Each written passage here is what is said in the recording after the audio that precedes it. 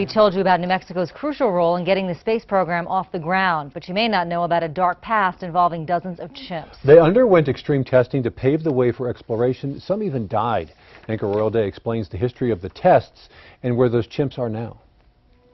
This is an image that's a huge part of space history. 2 infant chimpanzees strapped into a capsule, wearing little spacesuits. Long before Neil Armstrong and Apollo 11 won the space race for the U.S., the real stars of space exploration were Ham and Enos. They were the first Americans to go there. But at what cost? There's no words to talk about how egregious and terrible it was.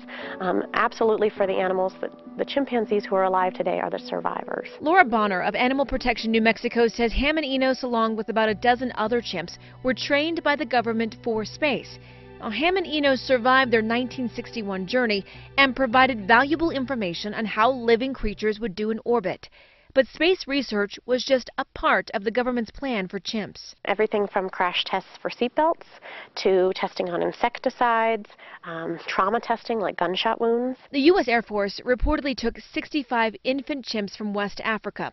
Animal Protection New Mexico says their mothers likely shot and killed right in front of them. They were brought to Holloman Air Force Base in Alamogordo in the 50s.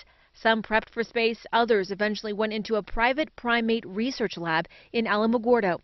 Animal Protection New Mexico says the chimps were subjected to experiments, including years of invasive biomedical testing. All of them had either intentionally or accidentally been exposed to hepatitis C and HIV. The lab grew and by 1990 had 600 primates.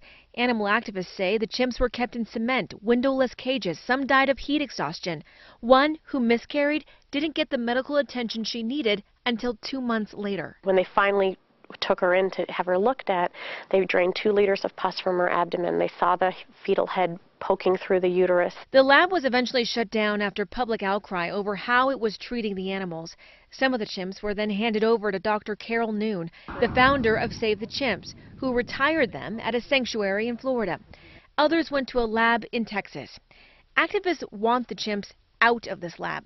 They don't think the animals are undergoing more invasive research, but say the chimps could be sick from past experiments, and they believe the chimps should be allowed to enjoy the last days of their lives in an outdoor sanctuary. So now they're fighting to get the chimps moved to a paradise like this in Florida, where hundreds already live in the Save the Chimps sanctuary.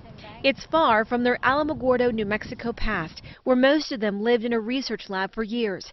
It's a beautiful place with lots of green grass and open air and a community. Chimpanzees are really social creatures. They need the comfort of their families and friends, and that's been denied to them to a large extent in research labs. This is the largest primate sanctuary in the world. The Medical Council has already said medical research on chimps isn't necessary.